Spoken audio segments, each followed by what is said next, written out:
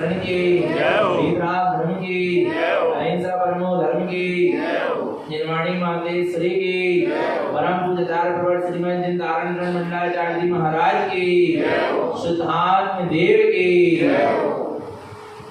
परम आराध्य जिनवाणी सद्गुरु कारण स्वामी जिनैन परमात्मा की अमृत रस धरती सुध जिन देशना सद्गुरुदेव हम जगत के जीवों को अपनी निज आत्मा का सत्स्वरूप दर्शा रहे हैं। श्री तारण तरण श्रावकाचार्य जी चल रहा है। अविरल सम्यक दृष्टि श्रावक का क्या आचरण होता है उसका स्वरूप यहाँ पर सद्गुरुदेव बदला रहे हैं। मुख्य रूप से तारण तरण श्रावकाचार्य जी में श्रावक की 18 क्रियाओं का वर्णन है। गुरु महाराज के समय बहुत से जीव गुरु महाराज से जुड़े, पता है। अभी हम ही लोग टहल रहे थे, अच्छी चर्चा चल रही थी सनील भैया के साथ। एक छोटी सी बात बोलने में आई कि भैया जो गुरु महाराज से जुड़ जाएगा वो तो अपनी आत्मा से जुड़ ही जाएगा। कितनी अच्छी बात, किससे जुड़ जाएगा? वास्तव में जो सद्गुरु से जुड़ जाएगा वो आत्मा से नियम से क्या होगा? क्योंकि सद्गुरु कभी ये नहीं कहेगा कि तुम मुझसे जुड़ो। सद्गुरु हमेशा ये कहेंगे तुम सम्यक से जुड़ो, तुम संयम से जुड़ो, तुम वीतराग मार्ग से जुड़ो, तुम अपने आत्म स्वभाव से जुड़ो। जो अपने आत्म स्वभाव से हमें जोड़ रहा है वो सद्गुरु है। और जो कह रहा है कि तुम मेरे चरणों में बैठे रहो वो सद्गुरु नहीं है। आ रहा है भगवान आत्मा। हमारे अंदर भी अभी प्रश्न उठा, हम आए, हमने कब क्या किया जाए? भैया से नीचे बिठा के प्रवचन कराया जाए कि बाजू में बिठा के कराया जाए? हमने कहा यदि जीव ओम नमः सिद्धम भी क्या कर रहा है, कह रहा है, तो वो जिन वचन को क्या कर रहा है, कह रहा है। दूसरी बात, गुरु महाराज के प्रति श्रद्धा रख के गुरु महाराज की बात कह रहा है। इन बच्चों को इतना तो श्रद्धान होने लगा कह रहा हूँ, हो गया नहीं कह रहा हूँ, इतना श्रद्धान होने लगा कि सच्चे देव कौन है, सच्चे गुरु कौन है और सच्चे शास्त्र कौन है। आराम है, कौन देव होते हैं, कौन गुरु होते हैं, कौन शास्त्र होते हैं। हमको किसके सामने सीट झुकाना चाहिए और किसके सामने सीट झुकाना नहीं चाहिए। माने जो पहली क्रिया है श्रावक की, सम्यक अर्थात धर्म की श्रद्धा, सच्चे देव गुरु शास्त्र का ध्यान जाग रहा है, सच्चे देव गुरु शास्त्र का स्वरूप इनको समझ में आ रहा है। एक जन से पूछा हमने कि सामने वाला इतना नियम संयम पाल रहा है बेटा, पर उसके जीवन में क्या नहीं है, सम्यक दर्शन नहीं है, तो उसको दान देना चाहिए। बोले नहीं देना चाहिए। मैंने कहा क्यों नहीं देना चाहिए? बोले वो खूब बात है, आप ही ने तो लिखाया। मैंने इतना क्या हो गया, इतना अंदर से बोध क्या हो रहा है, अंदर से जाग रहा है, हमारा कुछ नहीं है। एक बार ध्यान रखना, हमने कल भी कहा था, जो होता है सब स्वयं के उपादान से होता है, समझ लेना। अब हाथ जुड़ेगा तो जिनवाणी के सामने होगा, सीट झुकेगा तो जिनवाणी के सामने झुकेगा। बस इनकी जो श्रद्धान की प्रगाढ़ता देखकर जो जाग रहा सच्चे देव गुरु शास्त्र के प्रति क्या श्रद्धान देखकर हमने कहा चलो तुम नीचे बैठ के, नहीं तुम बाजू में बैठ के बोल आ रहा नहीं आ रहा भगवान आत्मा कभी नहीं। पिता अपने पुत्र को चरणों में नहीं बिठाता है। बोलो, दुकान में अपने पुत्र को कहाँ बिठा ले? चरणों में। नौकर किया, नौकर का स्थान है, दास का स्थान। हारा नहीं आ रहा, अपने बाजू में बिठा लेगा। हारा नहीं आ रहा भगवान आत्मा अपनी गादी में बिठा लेगा, अपनी गोदी में बिठा लेगा पुत्र को, और दास को कहाँ? चरणों में बिठा लेगा, नीचे बिठाएगा। आ रहा भगवान आत्मा, आ रहा है। ये भी सद्गुरु धारण करण के क्या है? पुत्र है, लाल है, ये नीचे बैठने योग्य नहीं। आ रहा भगवान आत्मा। गुरु महाराज ने हमको अपने समकक्ष बिठाना है। गुरु अपने शिष्य को अपने कहाँ बिठाता है? समकक्ष बिठाता है। आ रहा है, और वो ये भावना बन जाए और मेरे जैसे का मेरे से भी महान प्रभु बन जाए, मेरे से भी महान परमात्मा बन जाए, सिद्ध हो जाए। और जब लगे तो मुझे इसके चरणों की क्या करना पड़े, वंदना करना पड़े। इतना विशाल जिसका हृदय होता है वो गुरु होता है। और संकुचित हृदय का जो है कि कहीं मेरे शिष्य मुझसे आगे ना बढ़ जाए, वे गुरु नहीं है। और भगवान आत्मा जो इतनी विशालता को अपने हृदय में रखकर चलता है कि अपना आसन भी देकर उस शिष्य के चरणों में जो झुक जाए, वो सच्चा क्या है, गुरु है। क्योंकि जब समाधि का समय चलता है, कैसा समय चलता है समाधि का, तो आचार्य अपने आचार्य पद का त्याग करते हैं और अपने एक शिष्य को उस आचार्य पद में क्या कर देते हैं, बिठाते हैं। और उस शिष्य को ही फिर चरणों की क्या करते हैं, वंदना करते हैं, नमस्तु कहते हैं अपने ही शिष्य को। इतना क्या होना चाहिए, विशाल हृदय होना चाहिए, इतनी विशाल भावना हृदय में होना चाहिए। हारा है तब सदगुरु की महिमा है। आया भगवान आत्मा, वास्तव में सदगुरु ने हमको अपने कहाँ बिठाला है, समकक्ष बिठाला है, नीचे नहीं बिठाला, पीछे नहीं चलाया, सांस सांस लेकर चले गए। कैसा लेकर चले सदगुरु देव हमें, सांस सांस लेकर चले, पीछे नहीं चलने की बात नहीं है।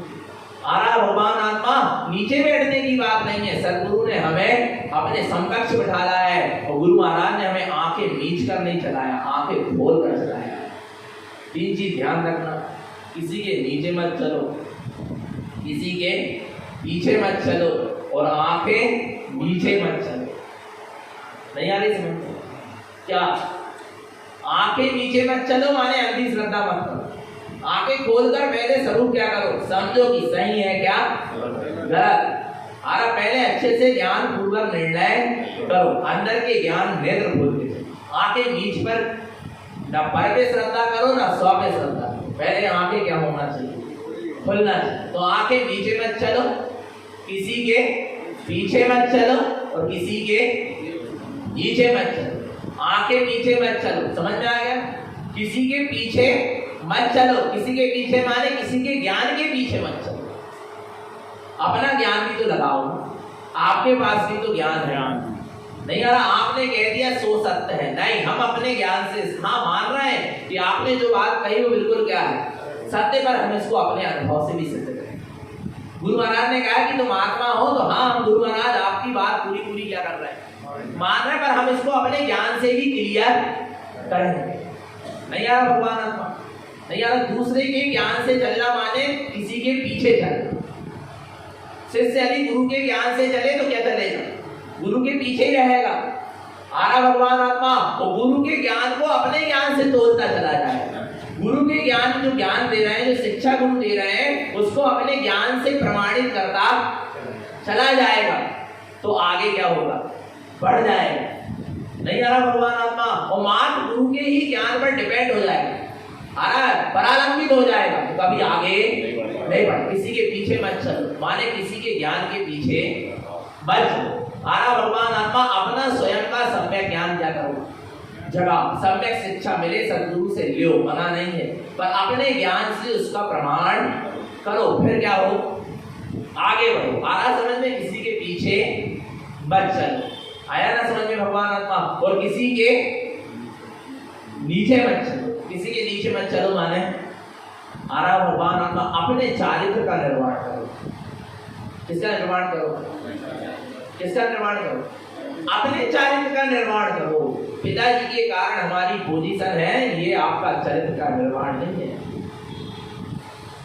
नहीं है समझ क्या, क्या बोली, पिताजी के कारण हमारी पोजीशन है, तो ये आपके चरित्र का निर्माण नहीं है।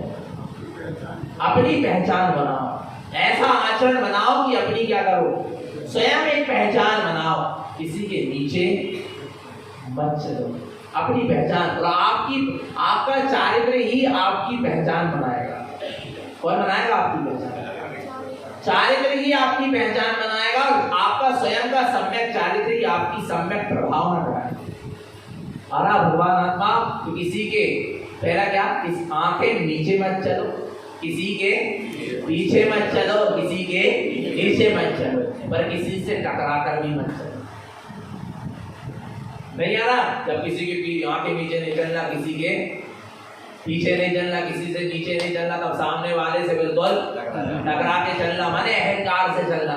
उसकी अहंकार वाली बात नहीं चल रही है, भगवान आत्मा यहाँ अहंकार वाली बात, क्योंकि आंखें नीचे में भी टकराव हो सकता है। तो ज्ञान बंद है, आ रहा नहीं आ रहा, नहीं आ रहा भगवान। किसी के पीछे चलने में भी क्या हो सकता है, टकराव हो सकता है, किसी के नीचे चल, आ रहा नहीं आ रहा, पर क्या नहीं चलना, टकरा के नहीं चलना। आ रहा नहीं आ रहा भगवान आत्मा समझना चेतन नाम, नहीं तो बड़े बोले आप ये तो मना करिए, आगे नीचे चलो है, पीछे मत चलो, नीचे मत चलो, तब अहंकार से चलो। बवाली बात नहीं है। देखो आंखें नीचे नहीं चलोगे सम्यक दर्शन की सिद्धि होगी, किसी के पीछे नहीं चलोगे सम्यक ज्ञान की सिद्धि होगी, और किसी के नीचे नहीं चलोगे अपना स्वयं का चारित्र का निर्माण होगा, अर्थात सम्यक चारित्र की क्या होगी, शुद्धि होगी। आ रहा नहीं आ रहा भगवान आत्मा, तो बढ़ना है क्या नहीं बढ़ना मोक्ष के मार्ग पर, आगे बढ़ना है क्या नहीं बढ़ना। तो एक छोटा सा प्रसंग सुनाते हैं। अभी 4 दान की बात आ रही थी, कितने दान की, 4 प्रकार के दान होते हैं। अभी श्रावकाचार्य जी में इसका क्या आएगा, स्वरूप आएगा। पद्म पुराण जैन रामायण है, क्या है, पूरा रामचंद्र जी का जो चरित्र रहा, ग्रस्त अवस्था से लेके निर्वाण दशा तक का, साधु मत तक का नहीं कह रहा, कहाँ तक का, निर्वाण दशा तक का हरा भगवान आत्मा। उसमें आपने एक प्रसंग सुना होगा, जटायु, सुना है?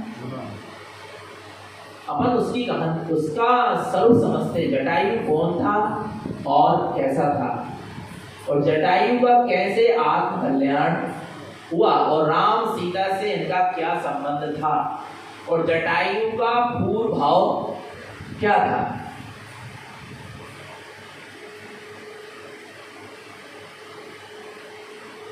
राम सीता को जब वनवास हुआ तो राम सीता वन में भटकते भटकते दंडक वन पहुंचे। कहाँ पहुंचे, दंडक वन पहुंचे, और उस दंडक वन में राम और सीता ने रात्रि विश्राम किया। राम सीता लक्ष्मण ने कुटिया बनाई और उसमें रात्रि क्या किया, विश्राम किया। पाप कर्म का उदय कहीं भी ले जाकर खड़ा कर सकता है, ध्यान रखना, पर तुम्हारे अंदर के आत्म बल को समाप्त नहीं कर सकता। पाप कर्म का उदय तुम्हें घर से बाहर निकाल सकता है, जंगल पहुंचा सकता है, आराम है, पर तुम्हें सम्यक से रहित नहीं कर सकता। तुम्हें आत्मज्ञान, आत्म श्रद्धान, आत्मज्ञान, आत्म रमणता से रहित नहीं कर सकता। वो आपकी पूंजी है, आपने अपने आत्म पुरुषार्थ से उसको प्राप्त करी है। राम सीता के अंदर वही श्रद्धांता, सम्यक, वही सम्यक ज्ञान था, और जितना भी चारित्र था उनके जीवन में सम्यक था। राम सीता लक्ष्मण ने रात्रि वहां विश्राम किया दंडक वन में, कुटिया में, और पता है सुबह हुई, सुनना जिनके घर में भोजन की कमी नहीं थी रामचंद्र जी के यहाँ, ठीक है बोलो, विचार करना। पर अब पता है लक्ष्मण भोजन के इंतजाम में गए, काय के इंतजाम में गए, भोजन के काय में गए, इंतजाम में गए, थोड़ी सी धान लेकर आए। आ रहा है, थोड़ा सा पास में कोई ग्राम था, वहां से कुछ दूध की व्यवस्था हुई, गन्ने की रस की व्यवस्था हुई, और फिर सीता जी ने उस कुटिया में उन धानों को कूटकर चावल निकाल कर क्या करे, खीर बनाई। और सीता खीर बना रही है, और अंदर में एक भाव चल रहा है। क्या भाव चल रहा है, अतिथि संविभाग की भावना चल रही है कि अरे आज कई दिनों बाद मेरे चौके में मिष्ठान बना है। क्या बना है, क्योंकि वन की स्थिति थी, चाहे जैसा भोजन करना पड़ता था। आज मगर मेरे चौके में कई दिन बाद क्या बना है, मिष्ठान बना है। आज तो पहले हम भोजन नहीं करेंगे। आज पहले किसी भावलिंगी वीतरागी निर्गंध साधु के क्या हो जाए, आहार हो जाए, उसके बाद हम आहार ग्रहण करें। विचार करो स्वयं के लिए आए थे क्या, थोड़े से चावल, दूध और गन्ने के रस की क्या हुई थी व्यवस्था हुई। विचार करना भगवान आत्मा पर भावना काय की चल रही है, बोलो। ये तो सज्जनों की क्या है पहचान, एक रोटी भी और 4 लोग हैं तो 4 टुकड़े करके आपस में बांट के क्या करते, उसका सेवन करते। नहीं आ रहा भगवान आत्मा, आ रहा नहीं आ रहा समझ में। विचार करना, पता है सीधा भावना भा रही है। कई दिन बाद मेरी चौके में क्या हुआ, चौका चौका समझ रहे, चौका आ रहा भगवान आत्मा। किचन नहीं क्या चौका, जहां द्रव्य शुद्धि, क्षेत्र शुद्धि, काल शुद्धि और भाव शुद्धि है, उसका नाम क्या है, चौका है। आ रहा भगवान आत्मा सीधा कहती आज कई दिन बाद मेरे चौके में मिष्ठान बनाए, आज तो कोई ना कोई भाव लेंगे, गीत रागी क्या आ जाए, साधु आ जाए, हम क्या कराएंगे, उनको आहार कराएंगे, उसके बाद ही हम आज भोजन ग्रहण करेंगे। खीर बंद, कोई किसी से बोल नहीं रही आ रहा है, पर अंदर ही अंदर क्या चल रही है, भावना चल रही है, आपकी चलती है। आप जब भोजन बनाते हो तो आपके अंदर ऐसी भावना चलती है कि कोई त्यागी व्यक्ति आ जाए, संयमी जीव आ जाए, सम्यक ज्ञानी जीव आ जाए, तो हम उनको आहार कराएं, उसके बाद हम भोजन, चलती है क्या ऐसी भावना, बोलो। कहाँ से चलेगी, आलू प्याज तो बना रहा है, कहाँ से चलेगी, चौका में अवक्ष बन रहा, भावना भी चलेगी तो झूठी भावना, बना अवक्ष रहे और भावना मारे त्यागी व्यक्ति आ जाए और धोखा से आ जाए तो फिर क्या होगा, मायाचारी है जो माया चलेगी।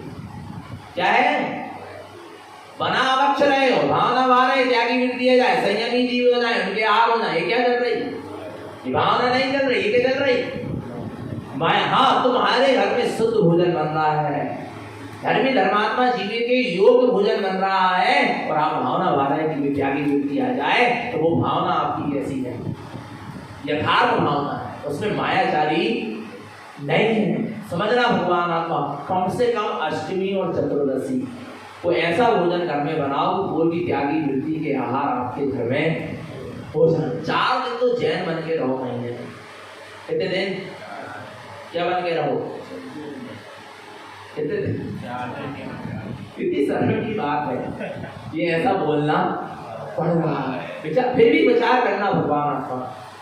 सीता ने बड़ी भावना भाई, वो पता है भावना भी क्या होने लगी, अंदर हृदय की भावना होती तो वो जरूर क्या होगी, बुरी होती है।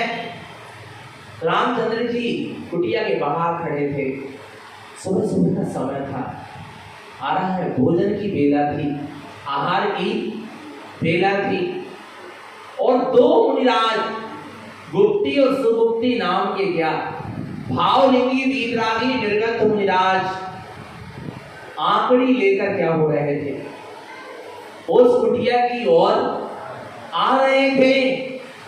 रामचंद्र जी कहते हैं सीधे देखो, चलते फिरते सिद्ध आ रहे हैं, आ रहा है धरती के देवता आ रहे हैं, भावलिंगी निर्गंध वीतरागी साधु आ रहे हैं, शुद्ध उपयोग में रमण करने वाले ऐसे पवित्र देवता आ रहे हैं। आ रहा है, जैसे ही सीता देखती है उसके अंदर की भावना क्या हो गई, आ रहा रोम रोम रोमांचित हो गया, प्रफुल्लित हो गई। सीता और राम दोनों आकर क्या होते हैं, बाहर खड़े होते हैं, और सीता बड़े सहज भाव से कहती है, हे स्वामी अत्रो अत्रो अत्रो तिष्ठो तिष्ठो तिष्ठो, हे स्वामी अत्रो अत्रो अत्रो। और विधि भी यही थी। आ रहा है 2 दाम्पत्य खड़े हो, आ रहा है कौन खड़े हो, पति पत्नी खड़े हो पड़दान के लिए, वहीं पर क्या लगेंगे, वहीं पर आहार लेंगे। विचार करना बड़ी सहज विधि। वो पता भगवान आत्मा जब अंदर की क्या थी, पवित्र भावना थी, वो भावना क्या हो गई, सार्थक हो गई। बड़े उत्साह के साथ पड़घान चलता है, नंद बाब जो पै पयड़ी पथ पखलन जिन उठ नंद भाव जो पै पैड़ी, भूलना में लिखा है 10 नंबर की भूलना की लाइन है कि बड़े आनंदित भाव के साथ पै पैड़ी उन भावलिंगी निर्गत वीतरागी साधु का वो क्या करते हैं, पड़गाहन करते। कौन करते हैं? कौन? रामचंद्र जी और सीता। कौन? जगन्नाथ सम्यक दृष्टि, अविरत सम्यक दृष्टि आ रहा है। और मुनिराज कौन? उत्तम पात्र भावलिंगी निर्गत वीतरागी साधु। एक जगन्य पात्र के यहाँ कौन का पड़गान हो रहा है? एक उत्तम पात्र का पड़गान हो रहा है। दाता भी सम्यक दृष्टि और पात्र भी सम्यक दृष्टि आ रहा भगवान आत्मा। और एक बैरागी के यहाँ एक वीतरागी आ रहे हैं। रामचंद्र जी जैसे थे, जिसको सम्यक दर्शन होता है ग्रस्त अवस्था में, वो बैरागी होता है। और जो भावलिंगी वीतरागी निर्गंध साधु होते हैं वो कौन होते हैं? वीतरागी होते हैं। सीता और राम कहते हैं हे स्वामी अत्रो अत्रो अत्रो। वो किसको बुला रहे हैं?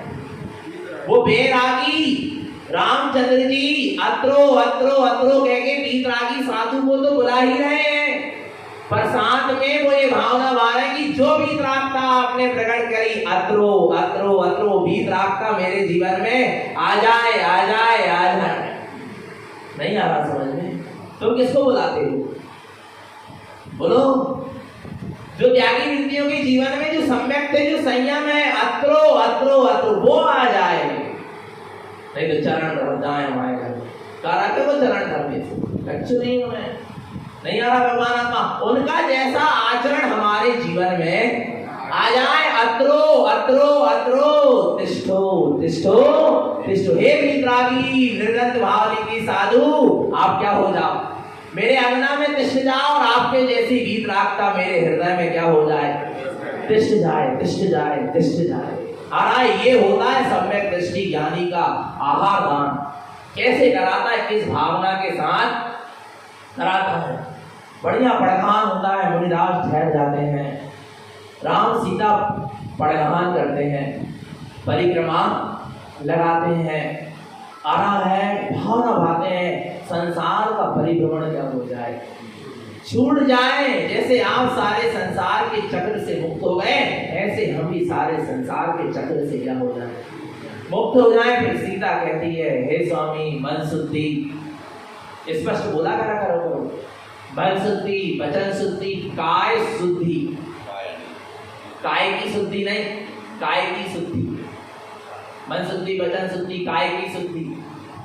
काय की माने काय की शुद्धि, काय की नहीं, अच्छे बोलो। काय शुद्धि, मन शुद्धि, वचन शुद्धि, काय काय की शुद्धि नहीं, काय शुद्धि। अन्न जल शुद्ध है। विचार करना, अन्न जल क्या है? शुद्ध है। भोजनशाला में प्रवेश कीजिए। आ रहा है, उच्च आसन ग्रहण कीजिए। फिर रामचंद्र जी पाद प्रक्षाल कराते हैं। नंद भावे जो पै पयणी, पद पखलन जिन उठु।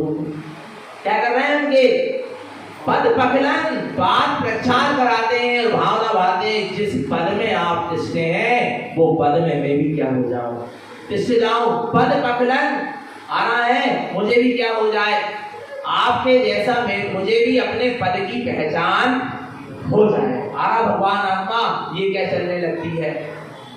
भावना चलती किनके अंदर में? रामचंद्र जी के अंदर में। आ रहा भगवान आत्मा, पाद प्रक्षाल होता है। फिर सीता कहती है मन शुद्धि, वचन शुद्धि, काय शुद्धि, आहार जल। अच्छा, एक प्रसंग और बीच में अपन थोड़ा सा विचार करें। क्या करें? है ना? आ रहा है क्या? मन शुद्धि, वचन शुद्धि, काय शुद्धि, आहार जल शुद्ध है। यहाँ पूजा नहीं, नवदा भक्ति होती है। नवदा भक्ति में एक भी भक्ति कम होती है तो साधु उस घर में आहार नहीं, पूरी नवदा भक्ति होना चाहिए। पूजन का मतलब है वीतरागी प्रभु के, वीतरागी मुनिराज के गुणों का स्मरण करना, उनके गुणों की आराधना करना, उनके जैसे गुण हमें भी प्रकट हो जाए, उनके सामने ऐसी भावना व्यक्त, उसका नाम पूजन आ रहा है। आप ही दिमाग लगाओ, आप ही विचार करो, जब स्वयं के लिए थोड़े से धान लाए गए, खीर बड़ी मुश्किल से तैयार हुई उस जंगल में, वहां कहां अष्टतप रहे हो पूजन करने के लिए। पूजन होती है, मना नहीं कर रहे, आना नहीं आ रहा, पर उनके जैसे गुण हमें क्या हो जाए, प्रकट हो जाए। बस ये जो भावना व्यक्त की जाती है, परिक्रमा लगाई जाती है, जो भक्ति भावना होती है, पाठ प्रक्षाल होता है, आरा भगवान आत्मा, वो क्या कहलाती है, पूजन कहलाती है। नहीं आ रहा भगवान आत्मा, ऐसे कई उदाहरण है वर्तमान योग में। अकृत पुण्य के यहाँ भी साधु के क्या हुए, अकृत पुण्य माने कौन, जिसकी माँ दूसरों के यहाँ भोजन बनाने जाती थी और उनके घर से थोड़ी सी खीर बनाने की सामग्री लेके आई थी अपने बच्चे के लिए, और उसी में उनके मुनिराज के क्या हो गए आहार, उन्हें कहां से अष्टद्रव्य लाई आ रहा है।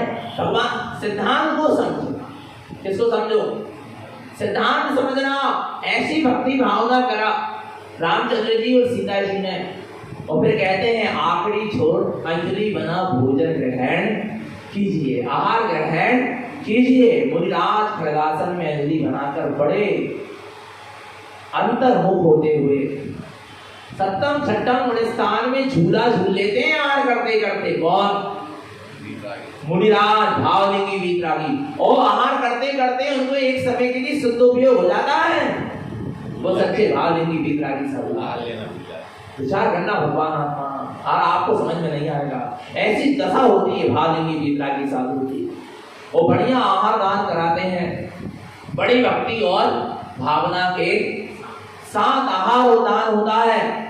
और कैसे हो जाते हैं आप, निर्विघ्न निरंतराल, निरंतराय क्या हो गए, संपन्न होते, एक ही भावना चलती है। एक माता जी पूछे कि भैया जी आप दर्शन करके कहाँ जाते हो, चैत्यालय से दर्शन करके जाते तो विधि लेके जाते क्या, अभी कहाँ विधि लेंगे, साधु दशा ही नहीं है अभी आ रहा, पर एक भावना वहां कर जाते हैं, जिनवाणी के सामने क्या करके जाते हैं, एक भावना वहां के, एक संकल्प लेके, मौन लेके, एक भावना लेके जाते हैं कि ये चर्या मुनि चर्या में बदल जाए। आ रहा है, एक भावना होती है, एक भावना होती कि ज्ञान आहार संयुक्त तो लेना, मैं ज्ञान आहार से संयुक्त हो जाऊं, ये जड़ आहार की मुझे आवश्यकता ना पड़े। हे सिद्ध प्रभु, आप जिस परम आनंद का आहार कर रहे हैं, अतीन्द्रिय ज्ञान का आहार कर रहे हैं, वो आहार मेरा होने लगे, पूरी क्षुधा वेदनी कर्म क्या हो जाए, क्षय हो जाए।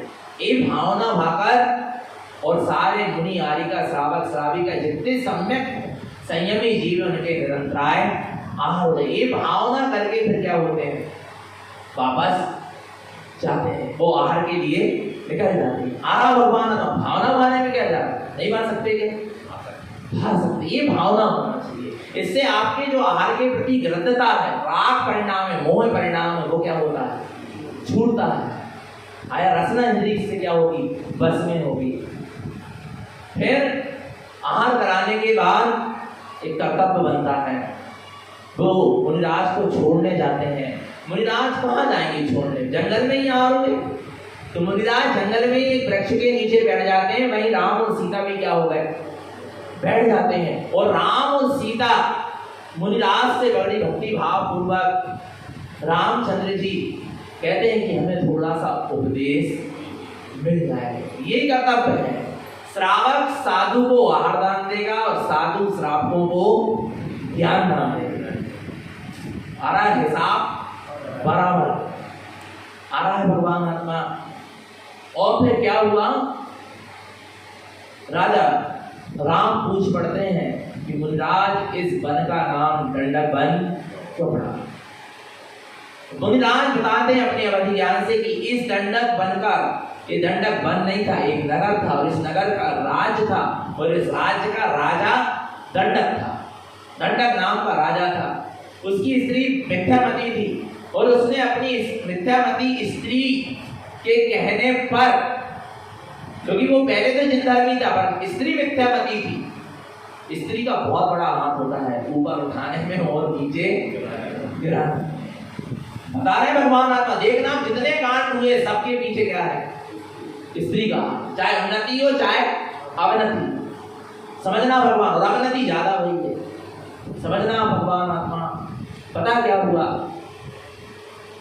राजा को जिन धर्म के मुनिराजों के प्रति बड़ी श्रद्धा थी, परंतु उस स्त्री को पता चला कि मेरा स्वामी जिन धर्मी है, जिन धर्म में श्रद्धा रखता है, इसको भी मुझे अपने जैसा मिथ्यामती क्या करना है, बनाना है। उसने उस मुनिराज के प्रति क्या करा दिया? दोष लगा दिया, लांछन लगा दिया। आरा भगवान आत्मा की मुनिराज मेरे साथ कुछ चेष्टा करना चाहते थे। इस क्रोध आवेश में आकर राजा ने, किसने? राजा को गुस्सा आया, क्योंकि स्त्री के मोह में व्यक्ति कैसा हो जाता है? अंधा हो जाता है। ना माँ बाप को देखता है, ना भाई बंधु को देखता है, ना समाज को देखता है, ना परिवार को, ना अपनी इज्जत को, ना धर्म को, ना संप्रदाय, कुछ नहीं देखता।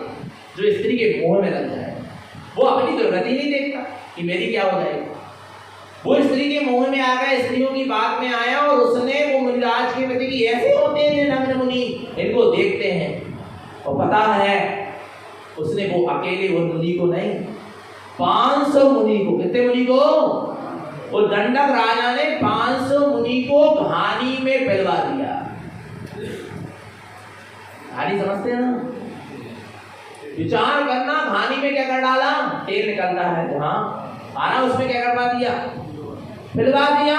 मुनिराजों ने बड़ी समता भाव पूर्वक, अपन बड़े समाधि मरण में पढ़ते हैं, मुनिराजों ने अपने अपने समता भाव पूर्वक, सदुपयोग पूर्वक, साधना पूर्वक, आत्मलीनता ध्यान पूर्वक समाधि मरण को क्या हुए? प्राप्त हुए। कुछ मुनि स्वर्ग गए, कुछ मुनि मोक्ष गए। आ रहा है विचार करना भगवान, एक नहीं आ रहा विचार करना, जरा सा अविवेक ने इतना बड़ा घात करवा दिया। और पता है उसी नगर की ओर एक मुनिराज क्या हो रहे थे, आ रहे थे। तब वहां के ग्रामवासियों ने कहा कि इस नगर में मत जाओ, उस नगर का राजा दुष्ट है।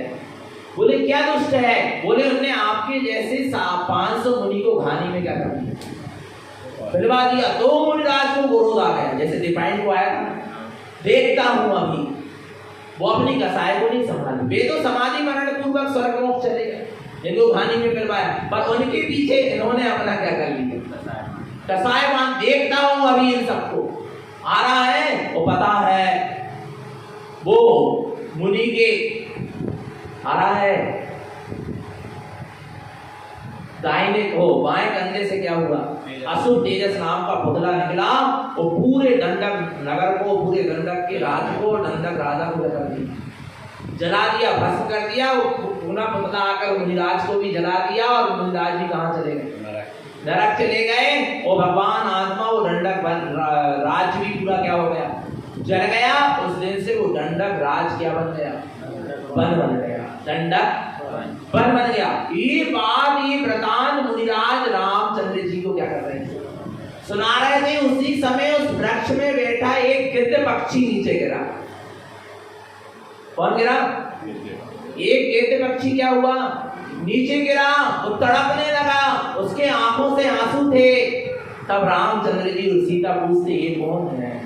मुनिराज कहते ये वही दंडक राजा है जिसने 500 मुनि को घानी में क्या करा था? पिलवाया था। इसको पश्चाताप हो रहा है इस वृतांत को सुनकर। जिसके निमित्त से कर्म बनते हैं उसी के निमित्त से क्या होते हैं? छूटते हैं। जैसे निमित्त से बनते हैं वैसे ही निमित्त से क्या होते हैं? छूटते हैं। विचार करना। वो तड़पता है, उसके आंखों में आंसू थे। फिर मुनिराज उसको संबोधन करते हैं, तो पश्चाताप तो कर रहा है, पर इस पाप का पश्चाताप का प्रायश्चित सिर्फ एक ही है कि सम्यक दर्शन को प्राप्त कर। तू अपने आत्म स्वरूप का अनुभव कर, तू अपनी आत्म दृष्टि कर। और उसको आत्म संबोधन मिला, और वो जटायु की दृष्टि, वो गिद्ध पक्षी की दृष्टि अंदर मुख हो गई, और उसको वहां पर सम्यक दर्शन हुआ। आ रहा है, उसने अवक्ष का त्याग कर दिया, शुद्ध भोजन करने का नियम ले लिया, अणुव्रत ले लिया। किसने? उस गिद्ध पक्षी ने। और सीता जी ने संकल्प किया कि मैं इसको अणुव्रतियों को जैसा भोजन कराया जाता है वो वैसा भोजन मैं कराऊं। आज बहुएं अपने माता पिता सास ससुर हैं, यदि वो शुद्धि का भोजन करते तो उनको भोजन नहीं खिला पाते। चौका अलग हमसे नहीं बनेगी, 16 होगा शुद्धि होगी। हारा आपको तनाव को था, हमें नहीं फंसाए। एक पक्षी को सीता ने शुद्ध भोजन करा दिया। आपको तो प्रसन्नता होना चाहिए कि आपके घर में त्यागी मिलती है, आपको प्रतिदिन चौका लगाने का अवसर मिल रहा, शुद्ध भोजन कराने का अवसर मिल रहा, आहार दान का अवसर। पर चीज नहीं समझ पा रहे। विचार करना कितनी महिमा। आई सीता को उसने अणुव्रत लिया और अंतिम समय उस जटायु पक्षी को रामचंद्र जी ने क्या किया, संबोधन, उसको जटायु नाम दिया गया। और उस गिद्ध पक्षी समझते मांसाहारी होता है, पर अणुव्रत ले लिया, पक्षी छोड़ दिया, रात्रि भोजन छोड़ दिया, छना पानी पीता था, शुद्ध भोजन करता था। आना है और उसका अंतिम समय रामचंद्र जी ने क्या कराया, समाधि मरण कराया, चारों प्रकार के आहार का त्याग करके आत्म संबोधन दिया।